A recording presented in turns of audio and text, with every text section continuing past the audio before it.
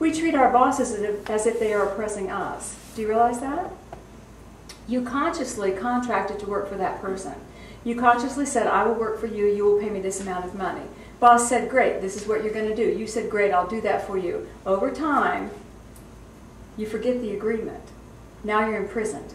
I'm enslaved to this man. I cannot be free. I'm oppressed at every turn. And you forget.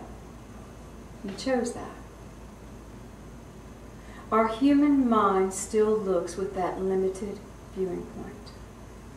Our human mind still does not look for the angel standing in the corner. It looks for the limitation so you can validate your discomfort. And do you know what discomfort is ultimately? This is another beautiful, simple key I'm handing you. Discomfort means you have something to learn. You need to change something about yourself. Period. It may be you need to go someplace else. Maybe you need to remove yourself from where you are. Maybe you need to love the reason you got there. But any discomfort we're having is an indicator that there's something within us that we need to heal. It's not an indicator that God is not present. The minute you feel discomfort, turn to the angel by your side. Turn to the presence of God within. And you'll get that guidance that you need. Okay. Loving. Love your neighbor as yourself. Wasn't that a beautiful thing? And we as traditional Christians have interpreted that almost as a burden. In the New Testament, after you get past the Gospels, one of the writers actually said, bear one another's burdens. But Jesus said, really, you can't bear anybody else's cross. They create what they create. They do what they do. You need to do what you do. If you've made a bed that fits yourself in this lifetime, you've done well. You can't make somebody else's bed. So we've taken the love your neighbor as yourself and we've made it that we need to make our neighbor more important than ourselves. But if you really look at the words, love your neighbor as yourself. Extend love to your neighbor. Free your neighbor. See God with your neighbor. See that angel by your neighbor's side. Because that's what we want to see with ourselves. How simple is this? All right. Jesus' message is, you are a spirit, you're God's child. Live on this earth as if you are God's child, and treat everyone else as if they are God's child. How would our world change?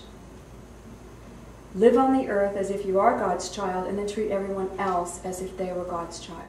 I honestly believe if our journey was simply about going home to God in spirit, Jesus would not have said anything that he said. He would have said, hey guys, hold on, I know it's rough, wait till you're dead.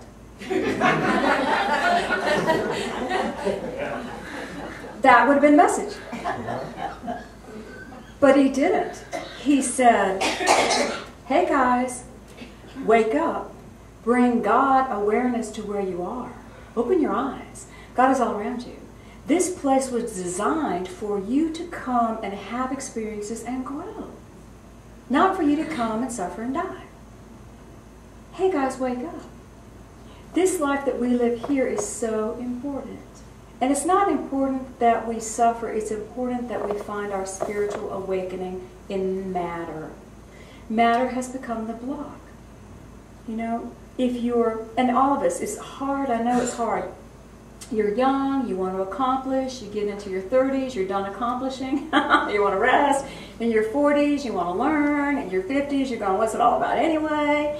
And we go through these phases. But if our measurement of value is on our spiritual condition, we are going to succeed at every level. This is so simple. So simple. God is a part of everything. And you are God's child. So this is what they said. In our world, everything is energy and like attracts like. We know that, right? We know this stuff inside and out. We know it. We can quote it to anyone who asks us. Like attracts like. However, in our body-mind construct, we are complicated. Like we talked about last week, we've got survival programs running, we've got conditioning running, we've got school running, we've got expectations running, we've got guilt and shame and all sorts of emotions guiding us. And so we know like attracts like, and we can have anything we want, and metaphysically we live with infinite potential and choice. Yet when we go out in the world, what do we draw to ourselves? The complexities of the challenges that we're facing. You can go out with really, really, really good intentions to have a really good time, and you can start talking with people, and they can start murmuring or gossiping, murmuring, you know. If there is any fiber within your body that's unhappy about anything, you're on that murmur train in 2 seconds. Ooh, a murmur train, I'm with you. Bum, bum, bum, bum, bum. Down you go, and up comes all this vibration of a lower frequency of limitation. Let's complain, let's call this more powerful than us. Oh yes, let's be victims, let's blame, let's do all these wonderful things. And now what have we now set into our bodies? A stronger vibration that will now go out and draw to us things that validate what we are now resonating with. And it's this circle, circle, circle. Do you see? Then every time you go onto that murmur train and you expend and invest your words and your actions, you've now set up a vibration in the universe that says, bring me more to murmur about. See? What we want to do is try to find God in those moments. Let's say you're out for lunch with your girlfriend, and let's say that murmuring begins. And you start to feel, and you can consciously recognize, okay, I'm going on that train. What if you stopped and said, no, wait. I don't want to separate myself from my friends, and I don't want to call them down. Don't murmur. You know, because now what am I doing? I'm saying my will is greater than your will. I'm more important than you. I haven't done any help here. But what if I stop and just take a breath and say, I'm going to love that train.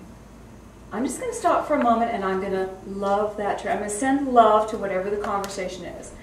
I'm just going to send love to the people involved. I'm going to send love to the people we're talking about. I'm just going to take a moment and send love.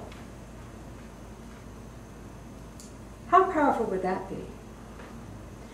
You've done two things. You've now healed and lifted, transcended with love the energy that was coming out of your friends. You've touched the people you've talked about, and you have healed within yourself the tendency to murmur. You've healed within yourself the tendency to murmur. When we send love, we are including God in all of it. When we send love, it's so powerful. And we are complex. Things are going to bubble up within us. But here's the cue. In a situation, if something is coming up within me, if I am moved into a space of fear, is that discomfort? Yes. That's a clue for me. And in that moment, I can send love to myself, to whatever is generating that fear. I can send love to everyone who has ever had that situation in their lives where they have felt that fear. And how powerful is that healing? So now God is a part of the entire experience. Things that are stimulated within us that are uncomfortable, if we send love to and extend love out into the world, we create a healing. And eventually you can be used as a channel. I had one incident about 15 years ago. You know, the first time a realization happens, it zings in your mind. I've probably had a million other experiences, but this is the one I remember because it was the first.